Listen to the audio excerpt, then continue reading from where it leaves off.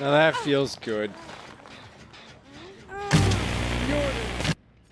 Ah, so you have come to me because you want to get more value out of your common add-ons. You want to flex on those shit trappers and say, I am best. I do not need teeth like the rest of you. Well, you've come to the right place. Let me show you exactly how this shit works. First order of business, you're going to need save the best for last. If you don't have that, I'm sorry, I don't really know of any alternatives for you. The reason we're okay with having padded jaws is because we're going to make up for the loss of a hit with the gaining of more tokens. After that, you're gonna need some kind of stall. I'm bringing Corrupt Intervention, but you can bring Ruin, Pop Goes the Weasel, or Thrilling Tremors. Whatever the fuck slows down the game in a way you like, you do that. For this, I will also be bringing Make Your Choice. But I have a huge boner for the dungeon, and I almost never end up using Make Your Choice, so I probably should have brought Brutal Strength instead. Oh well. Oops. After that, you're gonna probably want some kind of tracking perk. I'm using barbecue and chili because I'm greedy and I need all the blood points I can get. But as soon as I have it on the actual game, and this is a custom match so I can show everything, I will probably be rocking Infectious Fright, at which point I might actually be able to take advantage of Make Your Choice and I will modify my boner. After that, if you have an add-on, bring Deviousness, since, you know, traps, Deviousness, do it. If you have better things to bring than the Trapper's Sack, you may do so now, but again, we're trying to save money. Let's get into this match. For those of you who are wondering what I meant by money, time is money, and time is also blood points, so shut the fuck up! Alright, first order of business in a crappy sack trapper match where I can only hold 2 traps instead of 3, you gotta have at least 1 trap here. Yeah, you gotta. Because how are you gonna lock it off later if you only have 2 traps? It's like just a total no-brainer, dude. Alright, so coming up here, my friends, you're gonna see my biggest weakness in the world. It's fucking Survivor ADD. I don't know what to do about Survivor ADD. I cannot help it. It drives me crazy. I see 6 or 7 survivors, you know, and I'm just like, whoa, how did you even get 2 or 3 more people into this match than are allowed? So, you know, that trap, that pallet's not safe. So I'm like, well, fuck that shit. This person's a boss, and they're, like, straight up, they blew my mind. They blew it. Sick. It was dope. You can even hear me acknowledge the dopeness. But, you know. Friends in high places, bitch. 'Cause you already dead-hearted. How fortunate for you. I hope that person looped around. Oh, they did. Good for them. Was it worth the god palette? Debatable. It was debatable because damn, they almost fucked me up right until the end of this match. This is a tough set match. You'll sometimes you're gonna feel the fact that your traps don't have teeth. Someone's gonna step in a trap on the other side of the match, and you're not gonna be able to capitalize on your tokens and stuff, and they're just gonna walk away and laugh at you. That's padded jaws for you, baby. I don't take it or leave it when it comes to the world of the pads. So I told you how to make this thing better. I didn't say this is the best build in the world. I just think this build is hilarious, and I have a shitload of fun with it. And to me, that's the criteria. Do I want the best build? Sometimes, yeah. But I regret that I forgot to trap this earlier, so... Yeah, so if I had a little bit better map awareness, I would have ended up with a trap in that window a little sooner, but that's life.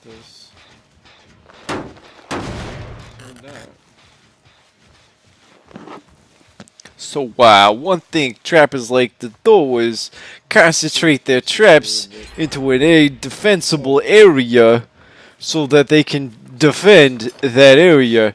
Unfortunately, in this match, the Kate looped me for longer than I would have liked by quite a bit, and my plans had to change. I didn't just have 3 generators in a nice line pointing at the friggin', the basement. That's what I wanted. That's not what I got. So, while it is nice to reinforce an area, at the end of the day, there's really nothing wrong with having some traps on the dead-ass opposite side from what you're trying to defend, especially if it cuts off a really powerful loop, like the one I placed over there on the moo tree, the old cow moo tree. Let's have some fun.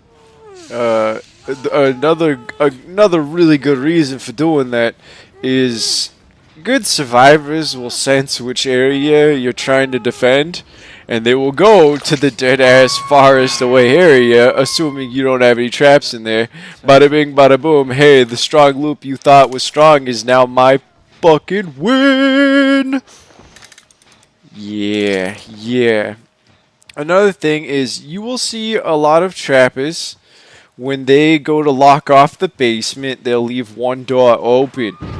I do not encounter the need to go through a door with a survivor on my shoulder nearly as often as I encounter the need to completely lock off the basement. Take that as you will, but it's not worth it in my opinion. So, move over.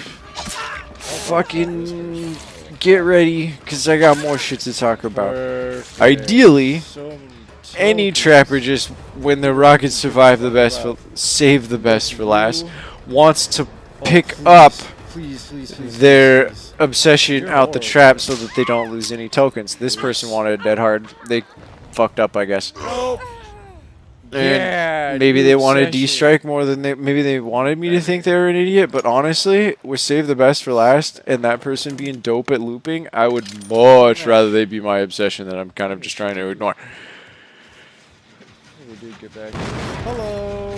Moving on, because I lost my train of thought for a second. Oh, we were talking about reinforcement on the basement. A lot of people, they'll leave the door open. To me, it's just not worth it. If you find yourself in a different situation, good for you. But most of the time, they either disarm the trap, run inside, grab the person, or they run into the trap. And by the way, this is exactly what I was talking about, the power of the faraway trap. Another reason it ain't worth it is if you down them close to the dungeon, you can just pick up the trap. And if you down them far away from the dungeon, they're not going in the dungeon anyway.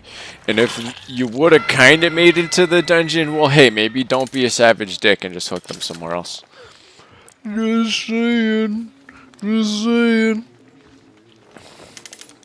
I usually let people grab the hatch when their teammates fuck them.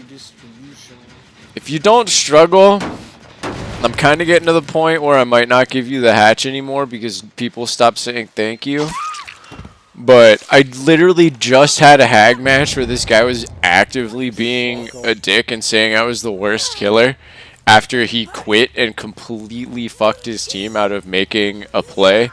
So at that point, like, oh my god, I'm just going to let someone go because fuck that guy. That guy sucks for so many different reasons.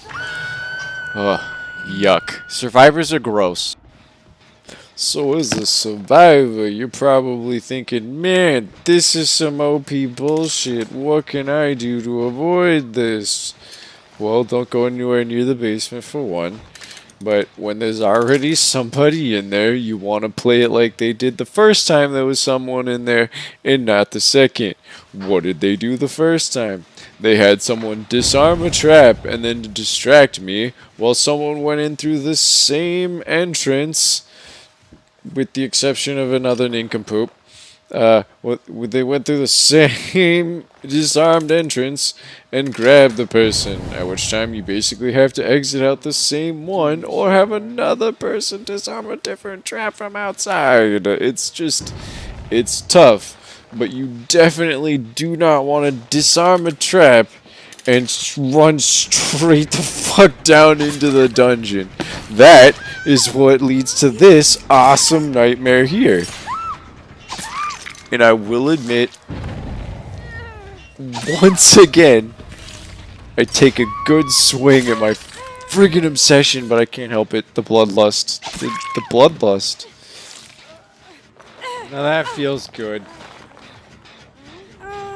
The order was a little bad, but these are the days.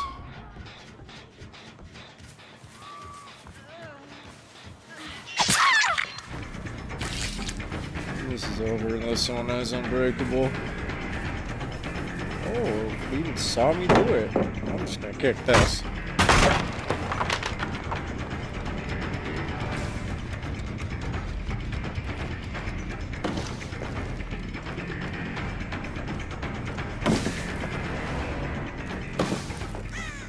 I'm not gonna lie to you people. This is where the fact that I don't play every day all day and mostly only fulfill my dailies really shows. Come on. But I never said I was the best. We're just here to work on being the best. Am I right? Am I right?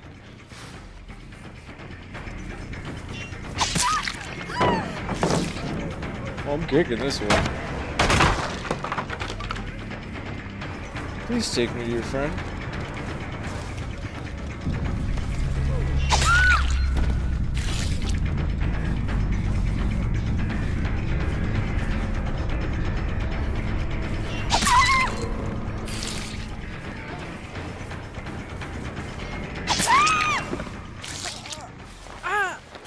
Fucking MVP on Save the Best for Last. My god.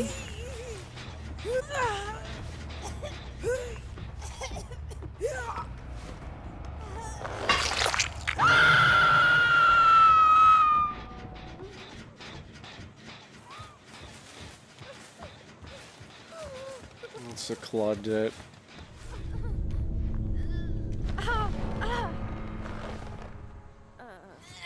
Well, it just so happens that my desire to get my last hit on barbecue and chili is exactly why Claudette doesn't get to escape. Yeah, baby.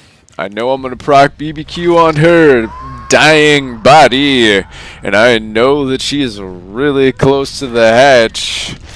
So it's just a win freaking win, baby. There's no way in hell that other survivor was gonna kill themselves fast enough. It just is physically impossible due to the animations that have to take place first. Best for Last paid for everything. It did all the heavy lifting. One perk did all the work. Oh, that was beauty to the falls. Yes. I hope you enjoyed. I hope you learned something about what you thought was trash. And for those who wanted to see the hate mail, it's not all hate mail, baby. Some people love it too.